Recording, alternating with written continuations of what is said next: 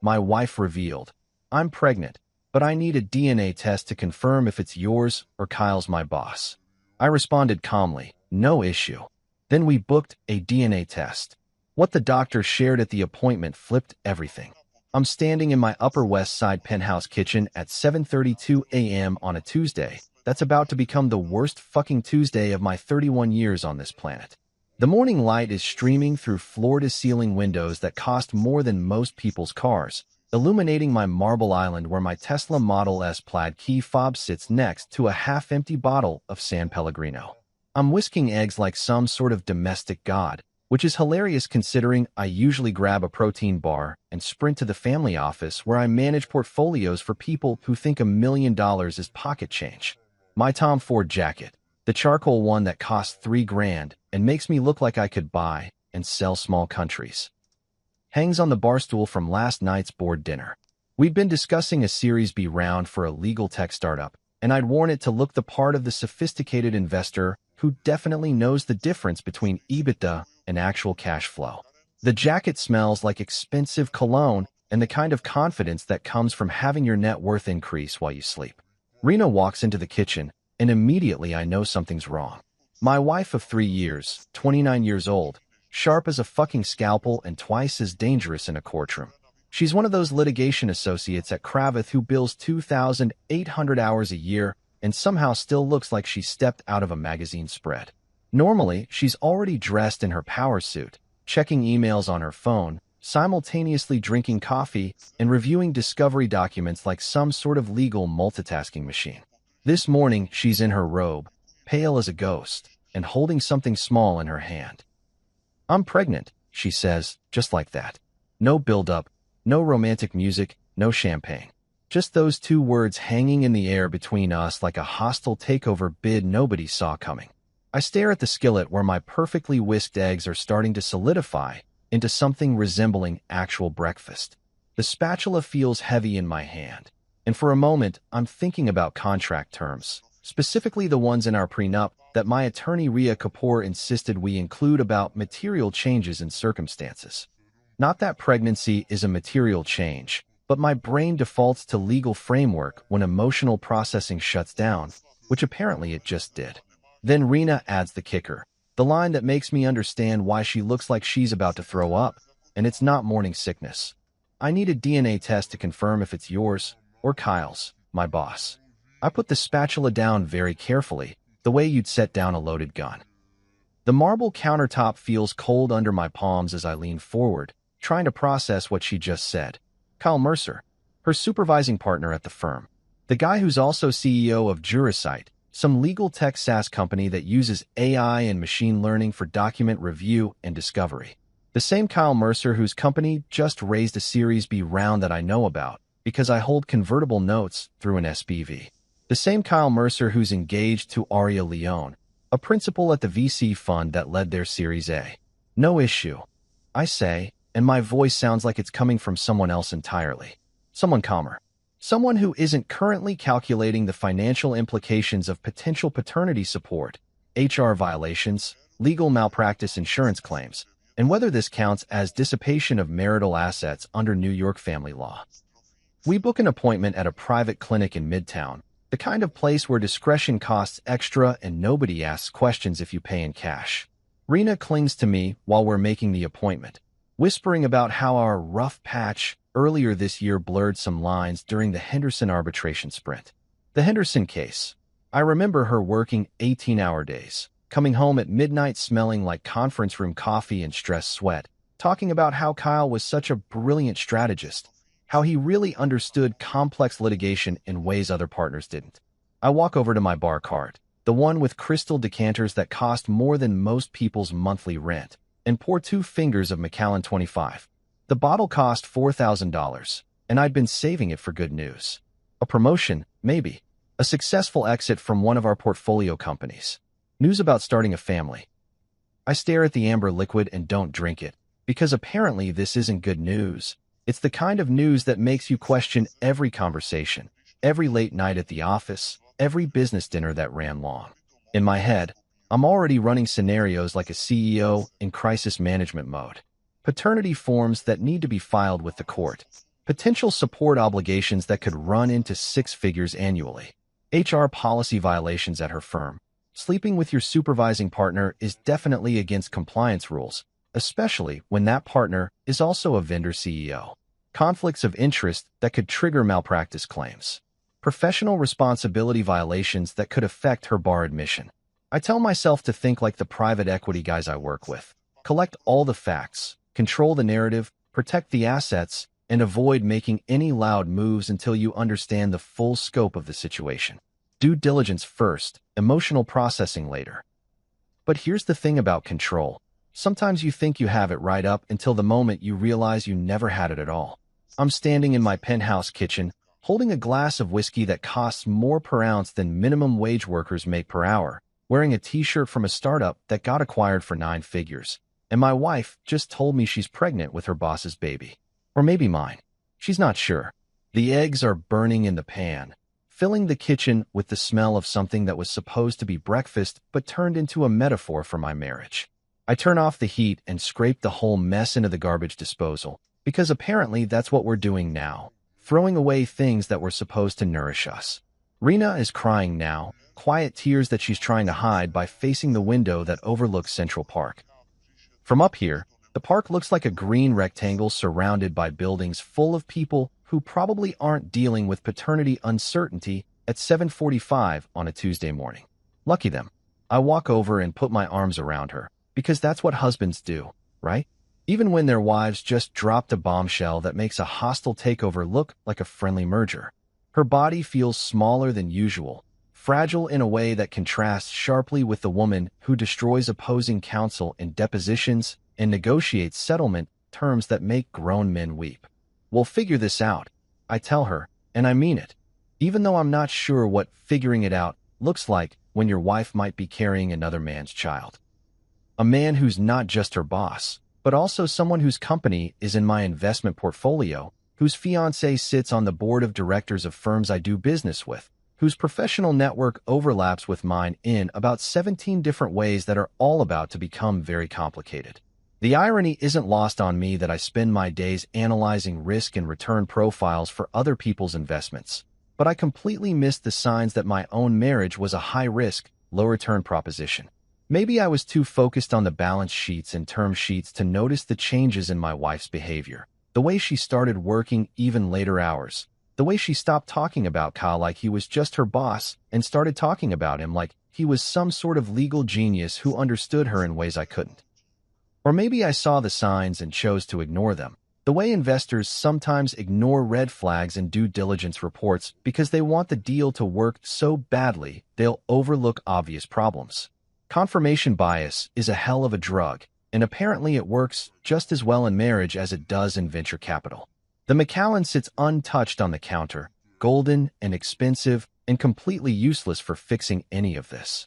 Rena leaves for a client deposition at 9:15 a.m., her heels clicking against the marble foyer with the same confidence she's always had, like nothing just happened. Like she didn't just tell me she's pregnant and isn't sure if I'm the father or if it belongs to Kyle fucking Mercer. She kisses my cheek on the way out. The audacity of that gesture almost makes me laugh, and tells me she'll be home by 7 for dinner. Sure, honey. Let's pretend this is just another Tuesday where my wife didn't just announce potential paternity fraud over burnt eggs. The moment the elevator doors close behind her, I'm on the phone with my brother Liam. He's a nurse at Mount Sinai, which means he knows more about medical procedures than most people know about their own bodies. And he's also the only person in my family who won't immediately start asking questions about why I need to know about prenatal DNA testing. Liam learned a long time ago that when I call asking hypothetical questions, they're never actually hypothetical. Prenatal DNA testing, I say without preamble. How early can you get accurate results? Jesus, Marcus. Everything okay. Just need to know the science. Liam pauses, and I can hear him thinking through the medical implications. Cell-free fetal DNA testing can be done as early as 9 weeks. Earlier than that gets risky. Higher chance of inconclusive results or false readings. Why are you asking me this instead of Googling it like a normal person? Because Google doesn't know about family dynamics and potential legal complications. Oh, that's all he says, because Liam understands that when you're dealing with uncertainty, You need to protect yourself on paper first and process emotions later. If there's uncertainty about paternity, document everything. Protect your assets. Don't make any permanent decisions until you have facts. Smart man. This is why I pay for his health insurance. After I hang up, I create a new folder on my encrypted drive and name it Insurance, because I'm not an idiot and I don't want anyone accidentally stumbling across a folder labeled Wife's Potential Infidelity Evidence. I pull up Rena's iPad backups. Yes, we share an iCloud family account. And yes, that means I have access to her message history, which seemed romantic when we set it up and now feels like the kind of due diligence that should have come with a compliance officer's approval. What I find makes my stomach drop like a tech stock after a disappointing earnings call. Late-night messages with Kyle Mercer that go back 3 months. Thinking of you. Last night was incredible. Can't stop replaying our conversation in the conference room. Timestamps that correspond exactly with the Henderson arbitration timeline she mentioned. I screen record everything. Messages, calendar blocks showing client dinner that ran until midnight. Uber receipts that show drop-offs near Kyle's condo on the Lower East Side instead of our place on the Upper West Side. The evidence is all there, laid out like a term sheet that nobody bothered to read the fine print on. My wife has been having an affair with her boss for at least 3 months, and I've been funding it through our joint accounts. Those late-night Uber rides. Joint credit card. Those working dinners. Joint account. That weekend, she said she had to work on the Henderson brief and stayed at the Four Seasons. Joint fucking account. I move fast, because in crisis management, speed matters more than perfect decision-making.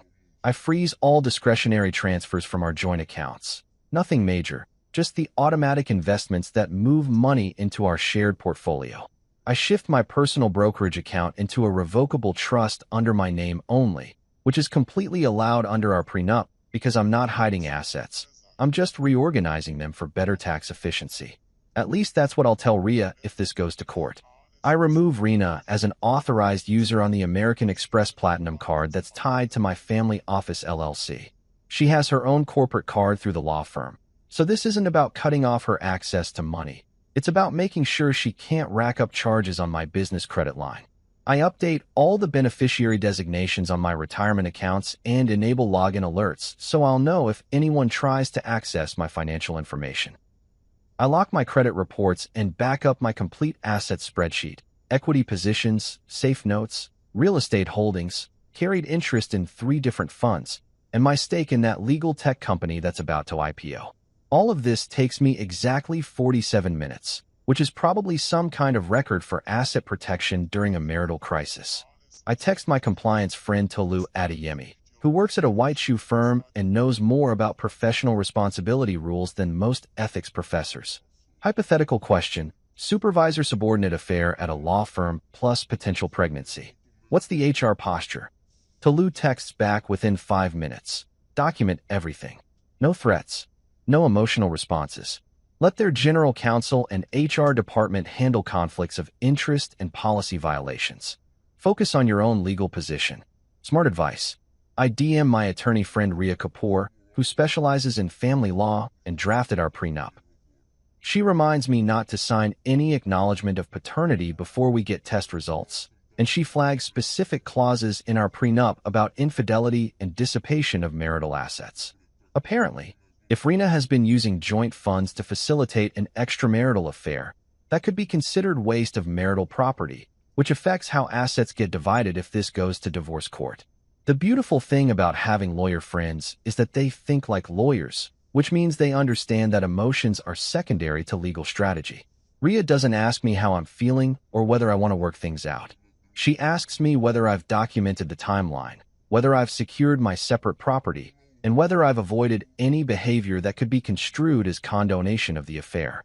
I spend the rest of the morning organizing evidence like I'm preparing for a board meeting. Screenshots organized by date. Financial records showing unusual spending patterns. Calendar entries that don't match her explanations. Travel receipts that tell a story she never bothered to share with me.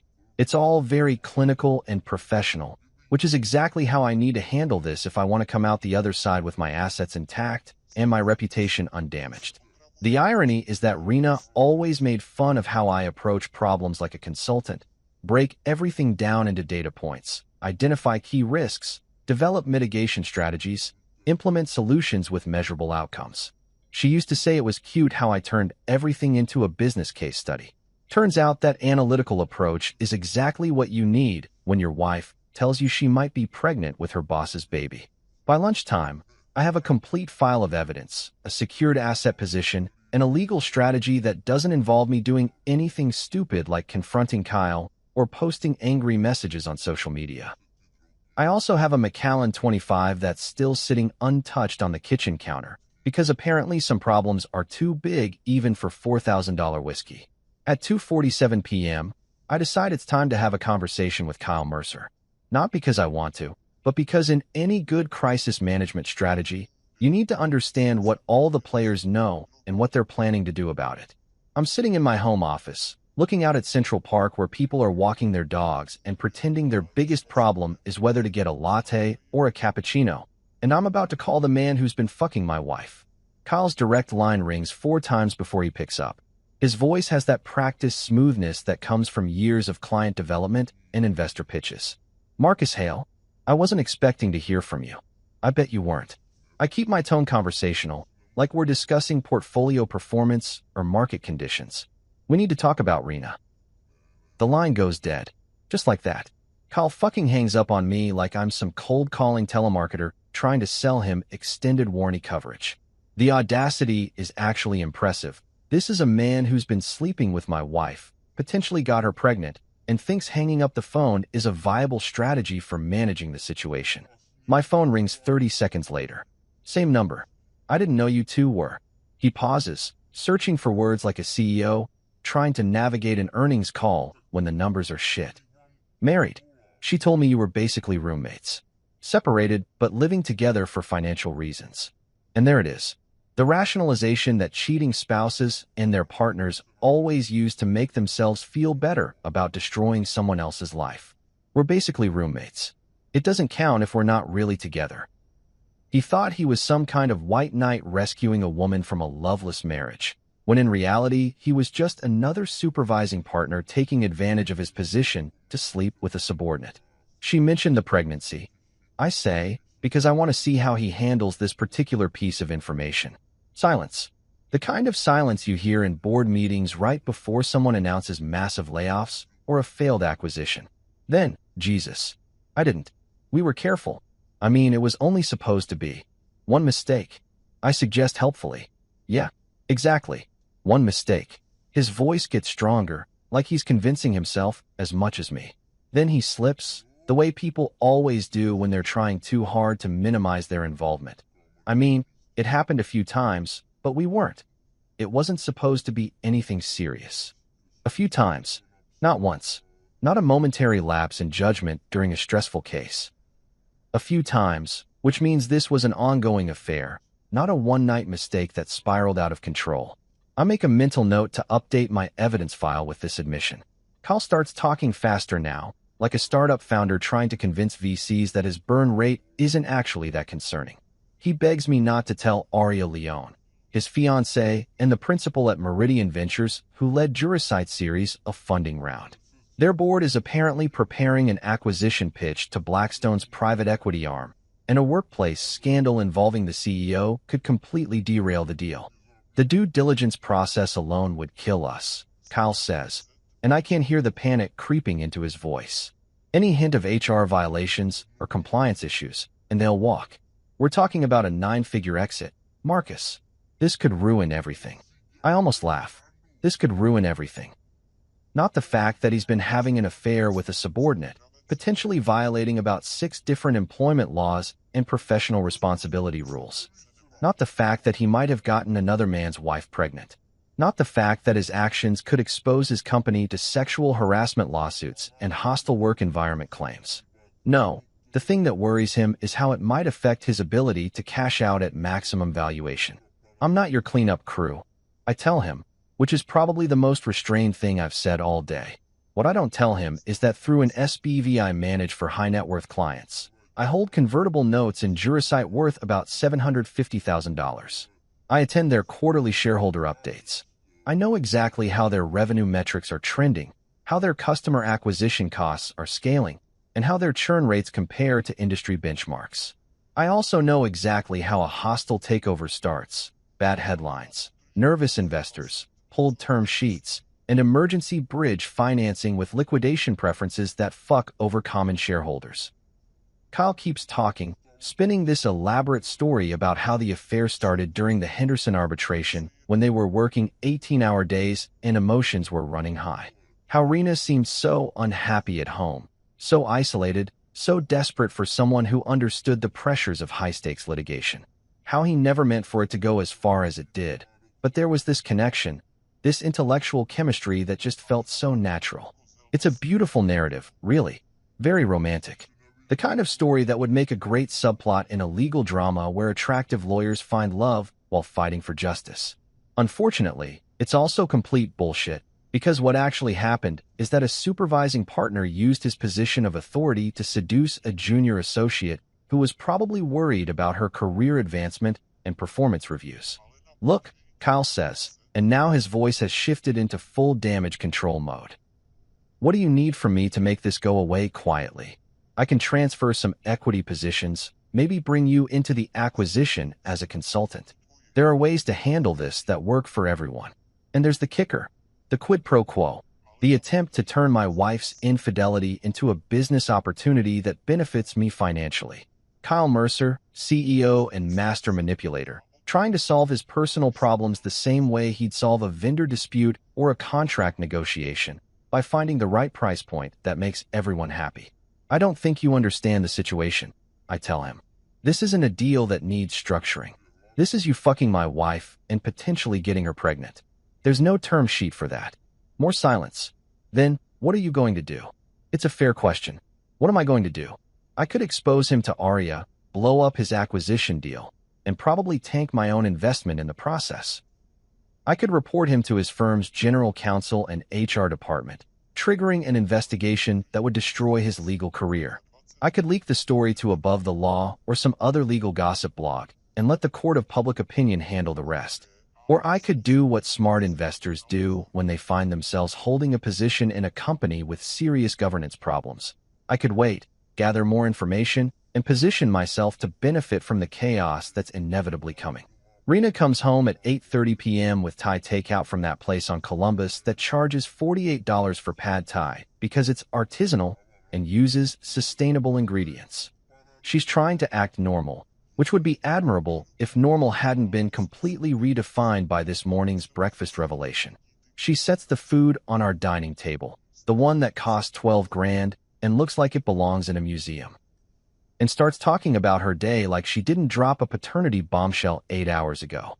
"The Henderson deposition went well," she says, unpacking containers with the focused attention of someone who's definitely not making eye contact. "Kyle thinks we might be able to settle before trial." Kyle thinks. Of course he does.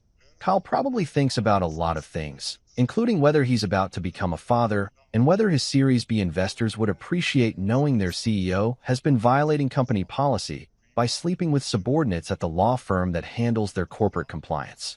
I'm sitting across from her, watching her serve herself green curry like this is just another Tuesday night, and I realize I'm looking at someone I don't actually know anymore. This woman who can argue complex litigation strategy in front of federal judges and negotiate settlement terms that make opposing counsel cry, but apparently can't figure out how to use birth control or basic professional boundaries. "About the DNA test," she starts, and I can see her shifting into lawyer mode, the same way she probably approaches difficult negotiations with clients who don't want to hear that their contract is unenforceable. "What about it?" "I've been thinking." She sets down her fork and looks at me directly for the first time since she got home.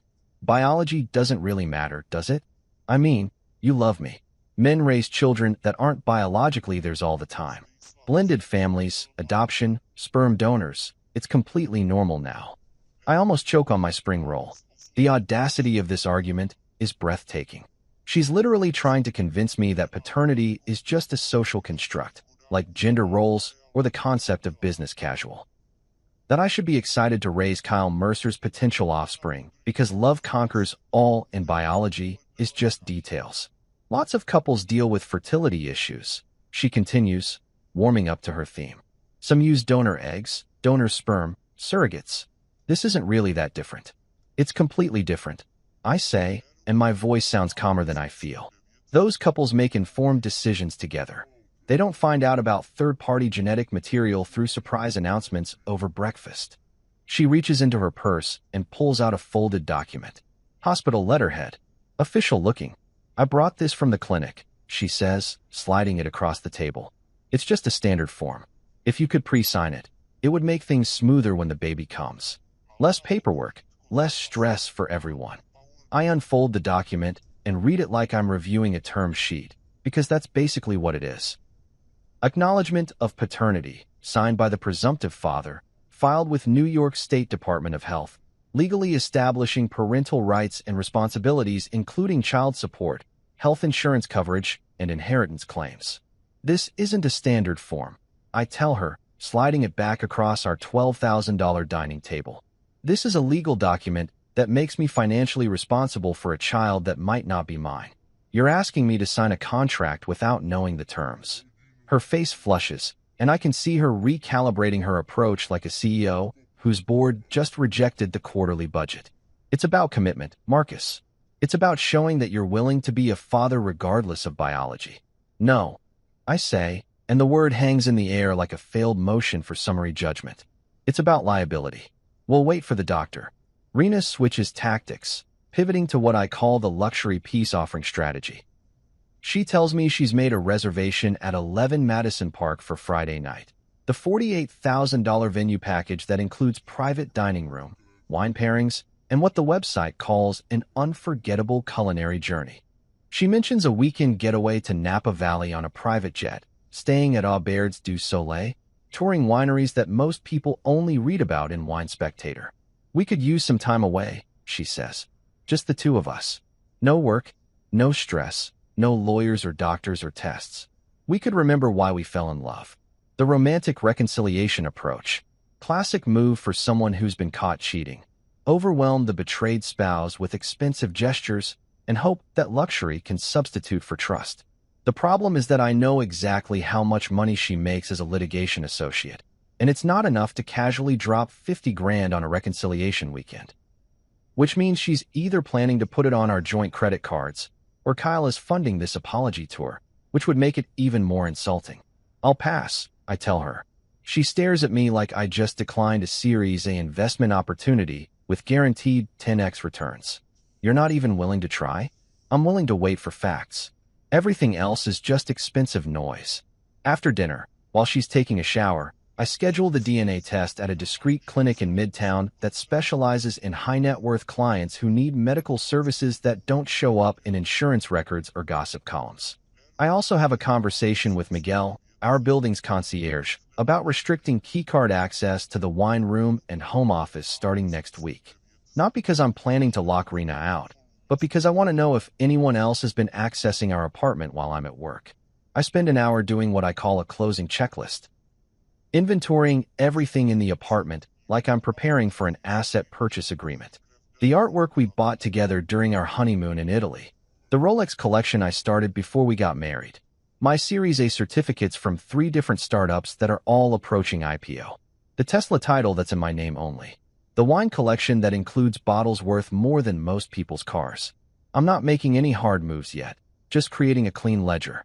Because if this situation goes sideways, and every instinct I have tells me it's already sideways and just hasn't hit the ground yet, I want to know exactly what I'm dealing with.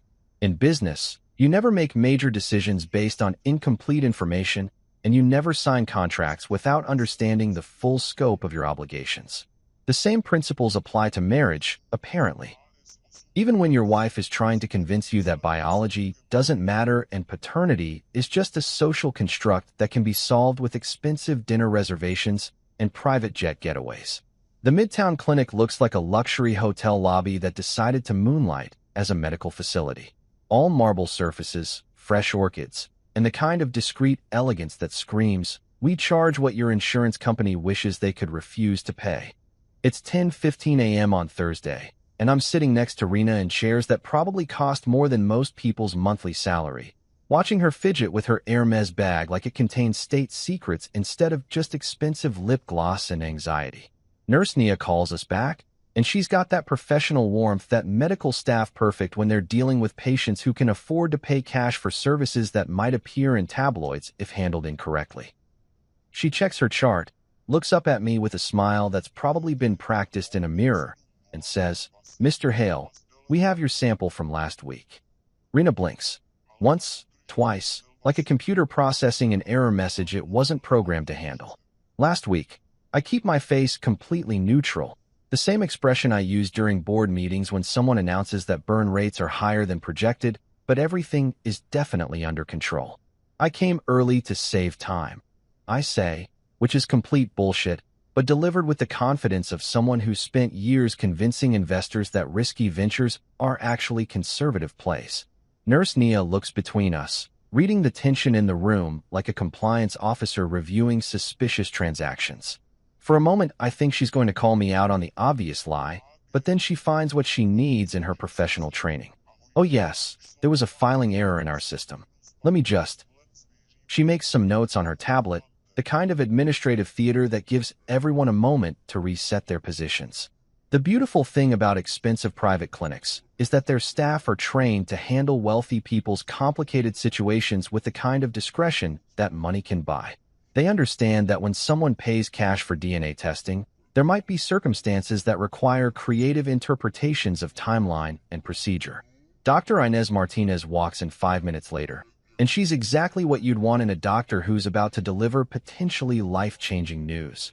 Warm eyes, precise movements, and the kind of calm authority that comes from years of medical school and probably 6 figures worth of student loans that she's definitely paid off by now given what this place charges. For accuracy, Dr. Martinez says, settling into her chair with the practiced ease of someone who's delivered difficult news before. "All potential fathers should be tested." Rena tries to shut this down immediately. "That's not necessary. We already know." "Actually, it is necessary," I interrupt, pulling out my phone. "Kyle needs to be here." I text him, "Now." One word, because in crisis situations, complexity is the enemy of action. Kyle understands leverage and consequences better than most people, and he knows that ignoring this text would be like declining to participate in due diligence during an acquisition. Technically possible, but strategically fucking stupid. 20 minutes later, Kyle Mercer walks through the clinic doors wearing a Tom Ford suit that probably cost more than Nurse Nia makes in a month, and he's not alone. Aria Leone is with him, and she looks like every VC principal I've ever met. Sharp, expensive, and completely uninterested in tolerating bullshit from anyone who can't demonstrate clear value proposition. The waiting room freezes like someone just announced that Series B funding fell through and everyone's equity is worthless.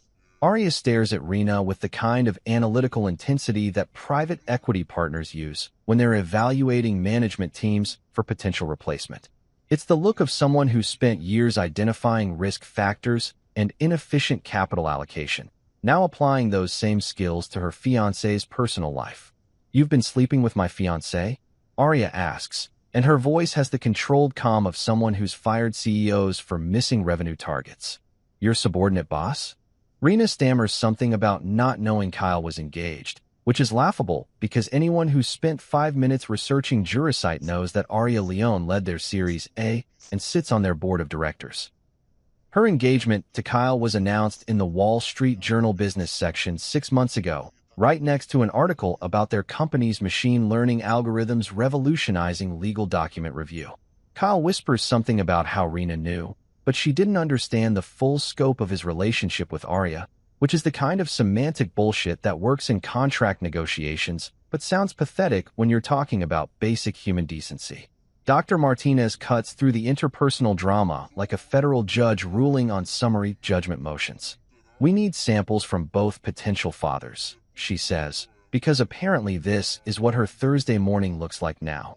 Mediating paternity disputes between people who collectively probably own enough equity to buy small countries. The blood draws happen in silence.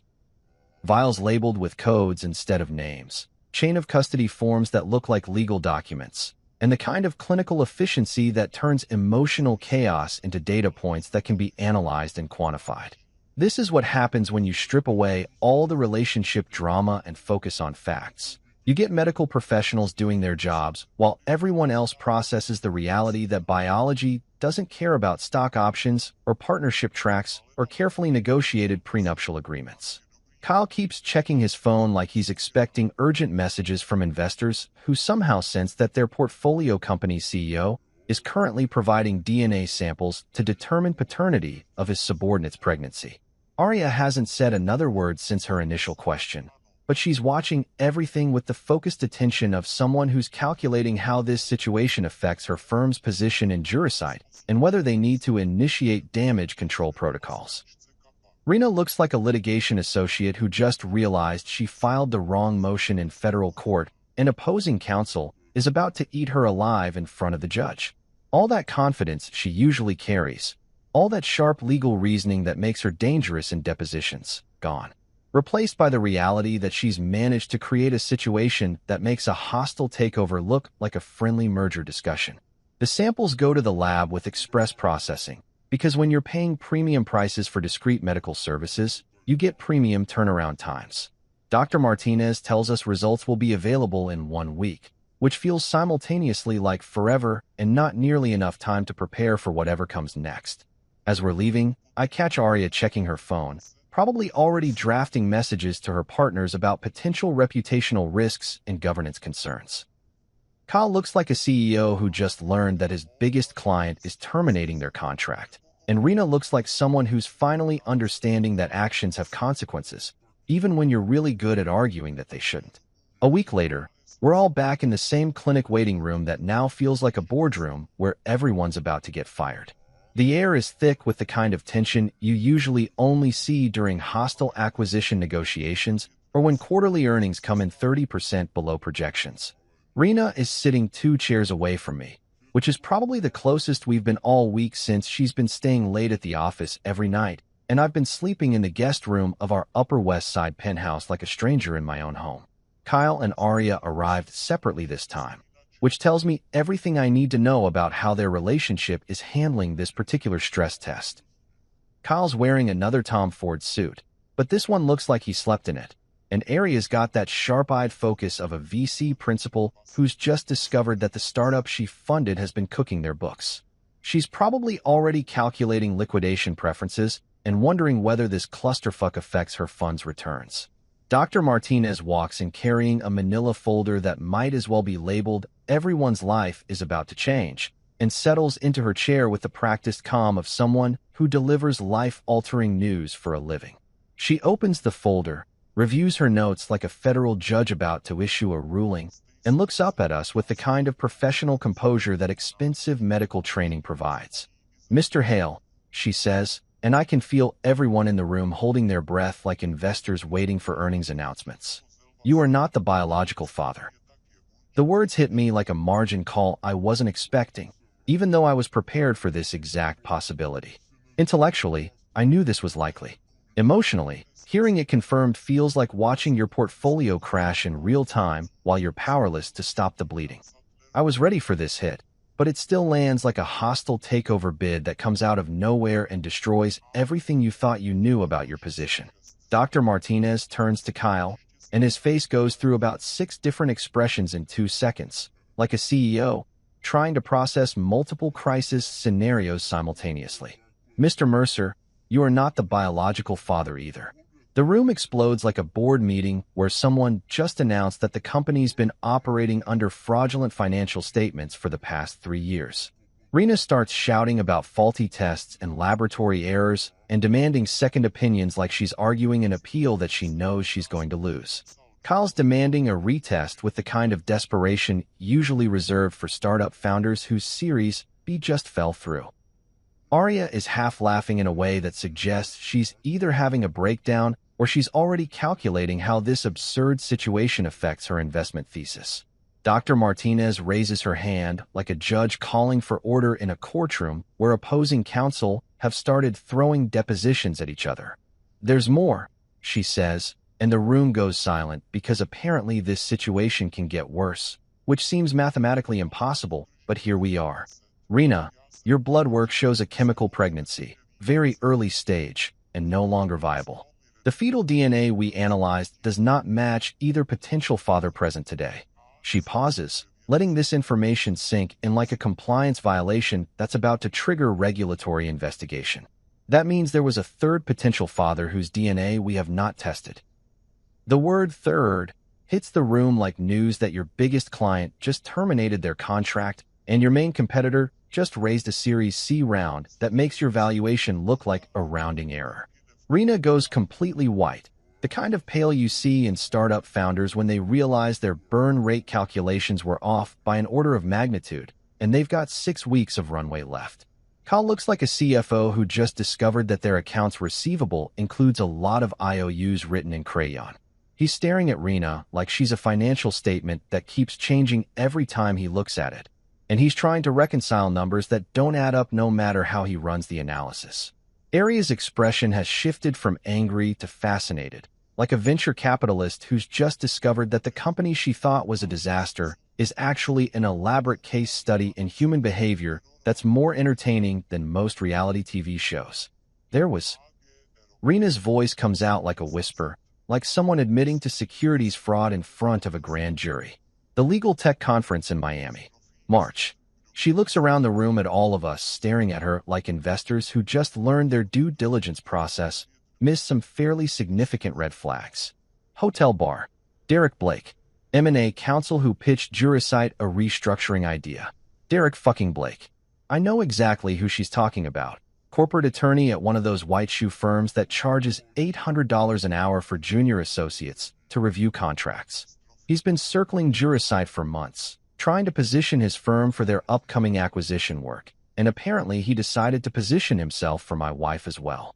Aria's mouth tightens like a private equity partner who just realized that their portfolio company's management team has been making unauthorized capital expenditures. You slept with our potential legal counsel during acquisition due diligence? She asks, and her voice has the kind of controlled fury that makes venture capitalists legendary for their ability to destroy entrepreneurs' dreams with surgical precision. Kyle now looks like he's processing the fact that his extramarital affair was actually just one part of a much larger pattern of poor decision-making by someone he thought he knew. It's the expression of a CEO who just learned that his star employee has been embezzling funds while also running a competing business on the side. The beautiful irony is that Rena, who bills 2,800 hours a year arguing complex legal strategies and probably makes more money than most small business owners, managed to create a situation that's more complicated than most corporate restructuring deals I've analyzed. She turned what should have been a simple paternity question into a multi-party dispute involving professional ethics violations, potential malpractice claims, and enough conflicts of interest to keep a compliance department busy for months. Dr. Martinez is still talking about chemical pregnancies and early-stage viability, but everyone stopped listening because we're all processing the fact that this entire drama was based on a pregnancy that no longer exists and a child that was never actually viable. We've been fighting over custody of a situation that resolved itself while we were arguing about DNA tests and legal liability. It's like discovering that the hostile takeover you've been defending against was based on financial projections that were completely fictional from the beginning. Outside the clinic, Rena is trying to salvage this situation like a startup founder whose pitch deck just got destroyed in front of investors, but who still thinks there's a way to close the round. She's begging me to go home and talk this through, using the same tone she probably uses with opposing counsel when she's trying to negotiate settlements that everyone knows she's going to lose. You go home, I tell her, and my voice has that flat calm of someone who's already made the decision and is just communicating the terms. I won't be there. She stares at me like I just announced that I'm divesting from a profitable portfolio company for no apparent reason. Marcus, please. I know this looks bad, but we can work through this. Couples therapy, marriage counseling, whatever you want. I almost laugh. This looks bad. Like infidelity with multiple partners during a 3-month period is just a minor accounting discrepancy that can be resolved with better internal controls and quarterly check-ins with a relationship consultant. Let me make sure I understand the situation correctly. I say, because when you're terminating business relationships, clarity is essential.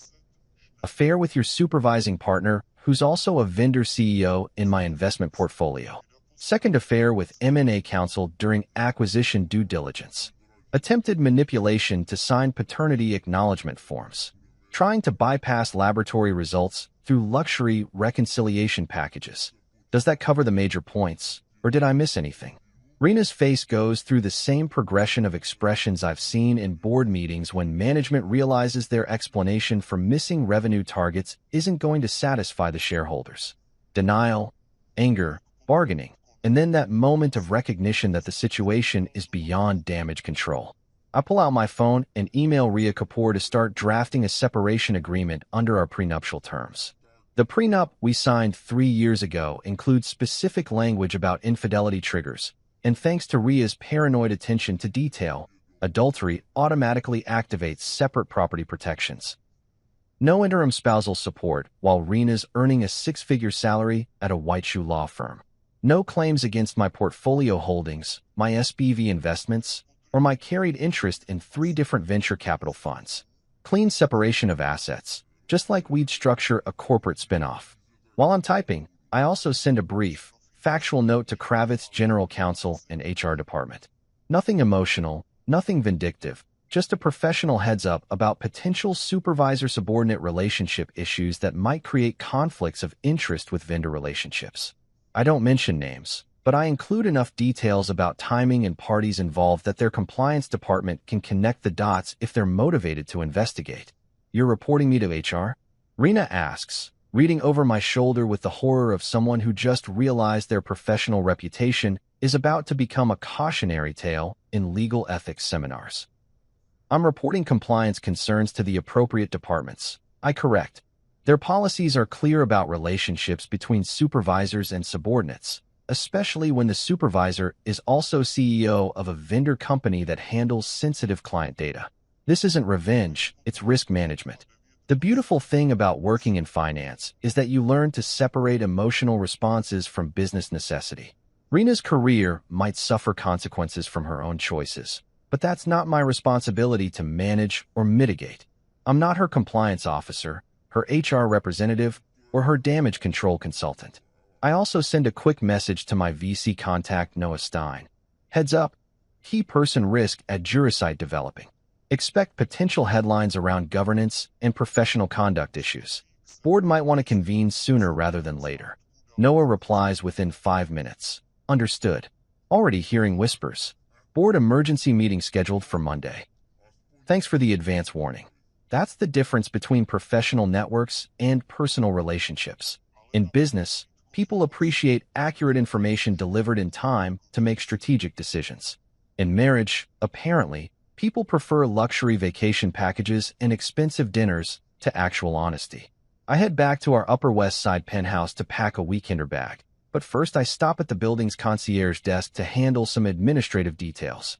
Miguel looks up from his computer with the kind of professional discretion that comes from working in a building where the residents pay more in monthly maintenance fees than most people earn in salary. Mr. Hale, how can I help you today? I need to change the smart lock codes on the apartment, I tell him. Also updating authorized access for the wine room and home office storage. Just temporary security measures. Miguel nods like this is completely routine, because in a building full of high-net-worth individuals, relationship drama that requires asset protection is probably Tuesday morning paperwork. He handles the electronic updates while I sign authorization forms, and within 10 minutes I've effectively changed the locks without technically locking anyone out. Rena can still access the main apartment, but the areas with my important documents and valuable collections now require updated codes that only I know.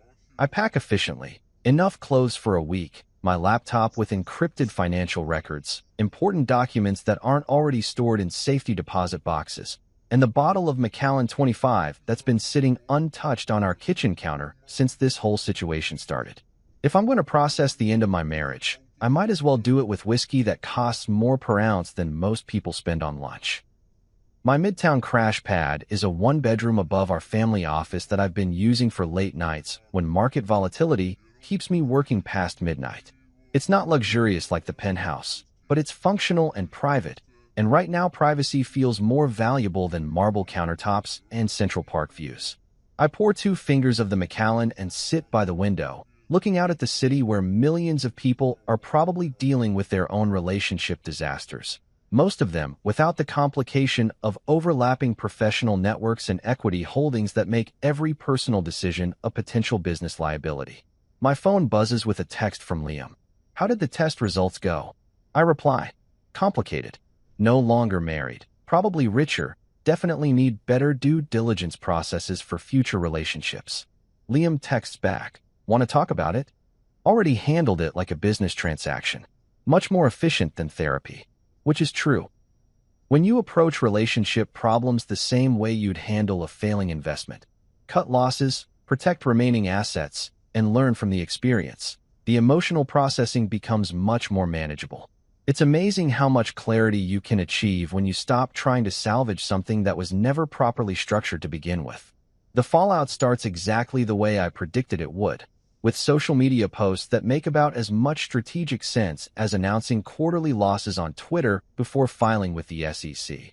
Rena goes full damage control on Instagram, with a tearful story that frames me as the heartless husband who abandoned her during a miscarriage, complete with black and white photos and inspirational quotes about resilience that would make a crisis communications consultant weep with professional embarrassment. The post gets 47 likes before Aria Leone responds with her own story that includes dates, screenshots of the clinic summary, and a caption that reads like a forensic accountant's report on embezzlement. Interesting narrative. Here are the actual facts. The post includes a timeline that makes Rena's version look like financial projections written by someone who's never seen a balance sheet. Rena's original post disappears within 6 hours. She goes completely dark on social media after that, which is probably the smartest strategic decision she's made in months. I'm sitting in my Midtown office reviewing quarterly portfolio performance when my phone starts buzzing with messages from people in our overlapping professional networks. Apparently, when you work in finance and law in Manhattan, everybody knows everybody, and relationship drama travels faster than insider trading rumors. Tolu texts. Heard about the situation. HR investigation launched at Kravith. Kyle's firm implementing mandatory compliance training. Rhea sends a longer message. Separation agreement drafted per your prenup. Clean asset division, no contested issues. Should be finalized within 2 weeks. Even my Tesla service advisor reaches out. Mr. Hale, we've received a request to add an authorized user to your vehicle account. Declined per your standing instructions. The fact that Rena tried to get access to my Tesla remotely tells me everything I need to know about how she's handling this separation. She's still thinking like someone who believes she can negotiate her way out of consequences through persistence and technical workarounds. Meanwhile, the business side of this clusterfuck is developing into exactly the kind of corporate governance crisis that makes private equity investors nervous and board members start updating their resumes. At Jurisight, the emergency board meeting I predicted has expanded into what Noah Stein describes as a full fucking audit of management practices and cultural risk factors. The pending acquisition with Blackstone's private equity arm has shifted from active negotiation to what corporate lawyers politely call extended due diligence, which is business speak for we're going to investigate every email, expense report, and coffee meeting until we understand exactly how toxic this management team actually is. Kyle, in a move that surprises absolutely no one who understands how these situations typically develop, resigns as CEO to focus on family and personal matters. The press release makes it sound voluntary and amicable, but anyone who reads corporate announcements for a living knows that focusing on family usually means forced out by the board before the scandal gets worse. Brooke Tan, the CFO, becomes interim CEO while the board conducts a comprehensive search for permanent leadership. Brooke's smart, competent, and most importantly, hasn't been sleeping with subordinates or potential legal counsel. She's also been quietly building relationships with key investors for months, which suggests she saw this leadership transition coming long before Kyle's personal life exploded. I get a call from Omar Kadir, a principal at the private equity fund that was originally planning to acquire Jurisight. Omar and I have done deals together before, and he's one of those PE guys who can smell opportunity in other people's disasters the way sharks detect blood in water. This Kyle situation, Omar says without preamble, it's created some interesting possibilities. How interesting. The board's looking for a structured bridge to get through the leadership transition and the acquisition delay. They need capital that comes with governance improvements and adult supervision. He pauses. You know this company better than most investors. You've been holding convertible notes through that SPV for 18 months. What Omar's describing is a classic private equity rescue scenario. Existing management fucks up so badly that outside investors can come in with bridge financing that includes governance controls, board seats, and liquidation preferences that essentially let you buy the company at a discount while making it look like you're helping. What kind of structure are we talking about? Bridge converts with downside protection. We lead, you co-invest, maybe bring in 2 other strategic investors who understand legal tech. New governance package that includes board chair with veto power on executive hires. Restructuring plan that right-sizes the burn rate while protecting the machine learning roadmap. It's a beautiful deal structure, really. Kyle's personal disasters have created a situation where we can effectively take control of a profitable legal tech company at below-market valuation while positioning ourselves as the responsible investors who saved it from management incompetence. The board meeting is tomorrow, Omar continues. Brooks presenting 3 options. Sell to Blackstone at a 30% haircut, try to raise emergency capital through existing investors, or accept our bridge proposal. What does Arya think about this? Arya is recusing herself from board discussions about management changes, given her personal involvement with Kyle. But her fund's other partners are very interested in protecting their Series A investment through better governance structures.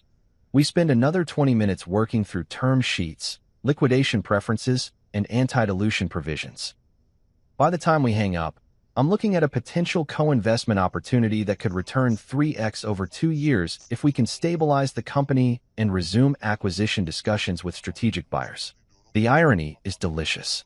Kyle's affair with my wife has created the exact kind of corporate governance crisis that lets sophisticated investors acquire valuable companies at distressed valuations. His personal poor judgment becomes my professional opportunity.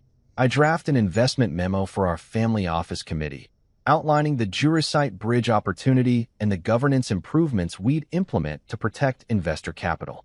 The memo includes sections on management risk mitigation, cultural assessment protocols, and enhanced compliance frameworks that would prevent the kind of supervisor-subordinate relationship problems that created this situation. It reads like a business case study in how personal misconduct creates investment opportunities for people who can separate emotional reactions from strategic thinking. That evening, I pour myself 3 fingers of Macallan 25 and review the proposed term sheet one more time. Tomorrow, I'll be sitting in a boardroom helping to restructure a company whose CEO was sleeping with my wife. I'll probably make more money from this deal than I lost in the divorce settlement. Sometimes the best revenge isn't revenge at all. It's just superior risk management and the ability to recognize opportunity when other people create chaos. 3 days after the Jurasite board meeting, where Omar and I successfully structured a bridge round that gives us effective control of the company, while Kyle's reputation becomes a cautionary tale in corporate governance seminars, I get a text from an unknown number that reads like the opening line of a legal thriller. This is Celine Park, Derek Blake's wife. Can we talk? Derek Blake, the M&A counsel from Miami who apparently decided that legal tech conference networking should include sleeping with other attendees' wives. The third potential father who turned Rena's pregnancy scare into a multi-party paternity dispute that would make a corporate restructuring look simple by comparison. I agree to meet Celine at a cafe in Tribeca that's expensive enough to ensure privacy, but not so exclusive that it looks like we're conducting some sort of illicit business transaction. She arrives exactly on time, carrying a leather portfolio that suggests she's approached this meeting with the same methodical preparation most people reserve for job interviews or deposition testimony. Celine Park looks like someone who married a successful attorney and learned to navigate the social politics of white-shoe law firms without losing her own identity in the process. Mid-30s, precise posture, and the kind of controlled composure that comes from years of attending partners' dinners where one wrong comment can affect your husband's career trajectory. "Thank you for meeting me," she says, settling into her chair with the careful grace of someone who's about to deliver information that will complicate several people's lives. "I assume you know why I wanted to talk. Derek and Rena." Miami conference. March. She nods and opens her portfolio like a prosecutor presenting evidence to a jury. I found hotel receipts, conference materials, and some very interesting charges on our joint credit card that Derek couldn't adequately explain. She slides papers across the table between us. Room service for two at the Fontainebleau. Wine that costs more than most people's car payments. Spa services booked under both their names. I review the documents like I'm conducting due diligence on a potential acquisition target. Hotel folio showing a suite upgrade that Derek definitely didn't pay for himself on a corporate attorney's salary. Conference badges for the Legal Innovation Summit where Rena was supposedly attending panels on litigation technology and Derek was presenting on M&A strategies for legal tech startups. Room service orders that include champagne, oysters, and the kind of late-night indulgences that have nothing to do with professional networking. The timeline aligns perfectly with what Dr. Martinez described as the chemical pregnancy window, March 15th through 18th, when Rena told me she was attending mandatory continuing legal education seminars and Derek was pitching acquisition services to legal tech companies, including Jurasite. He told me it was a business trip, Celine continues, and her voice has the flat calm of someone who's moved past anger into strategic planning mode. Client development, potential referral relationships, the usual corporate law networking that pays for our lifestyle. She points to a specific line item on the hotel bill. This is a couple's massage package. Derek's idea of client development apparently includes Swedish massages and champagne service. I hand the documents back to her, but she shakes her head. Keep copies. I'm filing for divorce and forwarding everything to my firm's ethics committee. Derek's partners need to know that their M&A counsel has been conducting business development through extramarital affairs that could expose the firm to malpractice claims. Celine explains that she's also a lawyer, corporate compliance at a financial services firm, which means she understands exactly how professional misconduct investigations work and what kind of documentation creates liability for law firms whose partners violate professional responsibility rules. The interesting part, she says, pulling out her phone to show me screenshots, is that Derek billed 18 hours of client development time during the Miami conference. Apparently, sleeping with other attendees counts as billable work at his firm. The billing fraud angle makes this situation exponentially worse for Derek. It's one thing to have an affair during a business trip, but quite another to charge clients for time you spent having sex with someone else's wife. That's the kind of professional misconduct that gets attorneys disbarred and law firms sued for malpractice. What do you need from me? I ask, because Celine clearly didn't arrange this meeting just to share hotel receipts and express solidarity about cheating spouses. The clinic results, she says. Whatever medical documentation confirms the timeline and paternity testing. Derek's been telling people that Rena's pregnancy claims are fabricated, that she's trying to extort money from successful attorneys through false accusations. I give her Dr. Martinez's public-facing summary, the one that confirms chemical pregnancy during the March timeframe without revealing private medical details about other parties involved. It's enough information to establish that Derek's claims about fabricated pregnancy are bullshit while protecting everyone's medical privacy. Celine reviews the clinic summary with the focused attention of someone who's been building a legal case and just received the final piece of evidence she needed. Perfect. This corroborates the hotel timeline and contradicts Derek's version of events. She tells me that Derek's law firm is conducting its own internal investigation after receiving her complaints about billing irregularities and potential client conflicts. Apparently, Derek pitched acquisition services to 3 different legal tech companies during the Miami conference, including Jurasite, while simultaneously using firm resources to facilitate personal relationships that could compromise professional judgment. The ethics committee is particularly interested in whether Derek's personal relationship with Rena created conflicts of interest when he later pitched legal services to her firm's clients, Celine explains. If he was sleeping with a litigation associate while trying to sell M&A services to companies involved in her cases, that's a textbook example of professional responsibility violations. We finish our coffee while Celine explains her divorce strategy, asset protection, spousal support claims, and professional reputation management that sounds like a corporate restructuring plan applied to personal relationships. She's approaching her marriage dissolution the same way I handled mine. methodically, strategically, and with enough documentation to make opposing counsel weep. One more thing, she says as we're preparing to leave. Derek's been calling Rena, trying to coordinate their stories about Miami. Apparently, he's worried that multiple paternity claims make both of them look like they were conducting some sort of organized affair network. The idea that Derek and Rena are trying to manage this situation through coordinated damage control is almost charming in its naivety. They're treating a multi-party professional misconduct investigation like a business presentation that can be improved through better messaging and strategic communication. As I walk back to my office, I'm thinking about how personal disasters create opportunities for people who can process information objectively and act on strategic advantages rather than emotional impulses. Derek's billing fraud will probably destroy his legal career. Rena's multiple affairs have triggered compliance investigations at her firm. Kyle's resignation opened up a private equity investment opportunity that's already showing positive returns. Meanwhile, I'm sitting on a portfolio that's performing above projections, a divorce settlement that protects my assets, and enough documentation to ensure that none of this blows back on my professional reputation. A month later, I'm standing in the same Upper West Side penthouse kitchen where this whole clusterfuck started, but everything has changed in ways that would make a corporate restructuring consultant proud. The Marble Island still costs more than most people's cars, but now my Tesla key fob sits there without the anxiety of wondering who else might have access to my assets. My Tom Ford suits hang in the closet where they belong, no longer serving as props in elaborate lies about late-night board dinners that were actually extramarital affairs.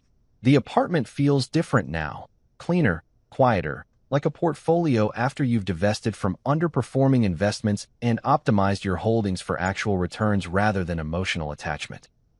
I keep the temperature exactly where I want it, play music that doesn't require compromise with anyone else's preferences, and pour expensive whiskey without having to explain why I deserve it after the day I've had.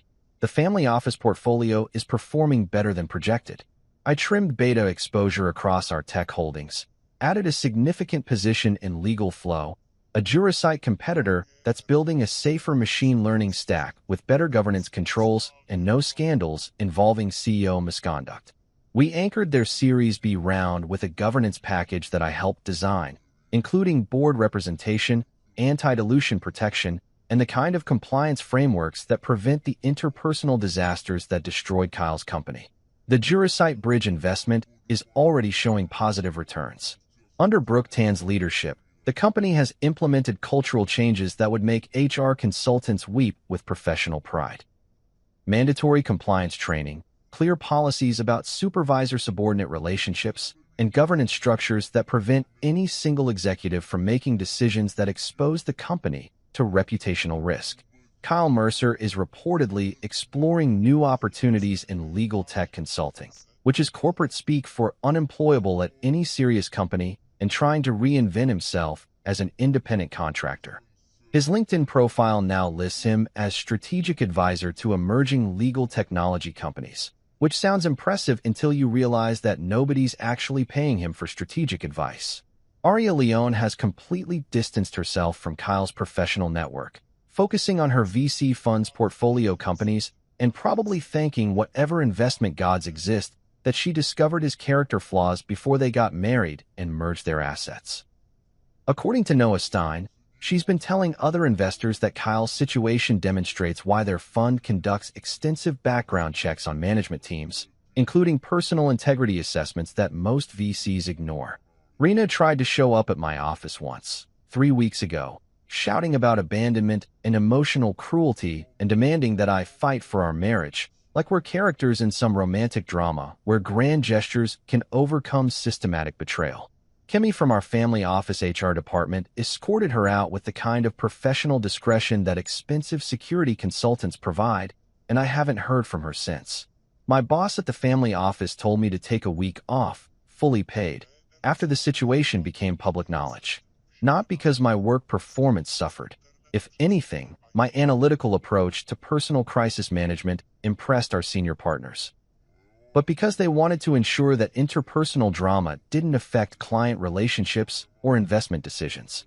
I spent those 7 days in therapy with Dr. Cora Voss, a psychologist who specializes in high-net-worth individuals whose personal lives intersect with their professional responsibilities in complicated ways.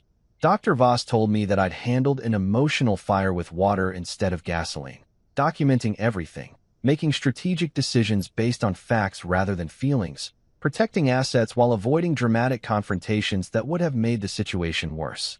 Most people in your situation would have confronted Kyle directly, posted angry social media responses, or tried to sabotage everyone involved, she explained during our third session. Instead, you treated it like a business problem that required risk management and strategic planning. That's actually quite healthy, even if it doesn't look like traditional emotional processing. At night, I pour exactly 1 glass of Macallan 25, never more than 2 fingers, and sit by the floor-to-ceiling windows that overlook Central Park, listening to the city noise that's replaced the constant courtroom arguments in my head. The whiskey tastes better now that I'm drinking it for celebration rather than consolation. Every sip represents money I didn't lose in a contested divorce, professional reputation I didn't destroy through emotional responses, and investment opportunities one was able to pursue because I stayed focused on facts instead of feelings. Last week, Rena sent one final message through our divorce attorney. You threw away something real for the sake of contracts and compliance rules. I drafted a response. I know exactly what I threw away. A marriage based on lies, financial fraud, and professional misconduct that was exposing me to legal liability I never consented to assume. I kept everything that was actually real. My assets, my reputation, and my ability to make strategic decisions based on accurate information. Then I deleted it and told Rhea to block all future communications that aren't required for finalizing the divorce paperwork. Because here's what I learned from this whole experience. In love, just like in business, you should never sign contracts based on false representations, especially paternity acknowledgments that make you legally responsible for other people's mistakes. Compliance isn't revenge. It's just enforcing the ground rules that everyone agreed to follow when they chose to operate in professional environments with ethical standards. When someone tells you they need a DNA test because their pregnancy might belong to their boss, believe every word of that sentence. Don't rationalize it. Don't negotiate around it. Don't hope that expensive dinners and private jet getaways will somehow transform fraud into romance. Book the fucking test and prepare for whatever results emerge from objective analysis. And when the doctor speaks, listen carefully. Medical professionals deal in facts, not narratives. The truth might flip everything you thought you knew about your situation, but it also clears the table so you can rebuild your life like a proper shareholder, quietly, precisely, and in complete control of your own equity position. I'm standing in my kitchen, perfectly organized and entirely mine, making breakfast that I'll actually eat instead of throwing away. The morning light streaming through those expensive windows illuminates a space that represents exactly what I'm worth and exactly what I've earned. It turns out that the best marriages, like the best investments, are built on accurate due diligence and complete transparency. Everything else is just expensive noise that dilutes returns and creates unnecessary liability. The eggs don't burn anymore. Neither do I.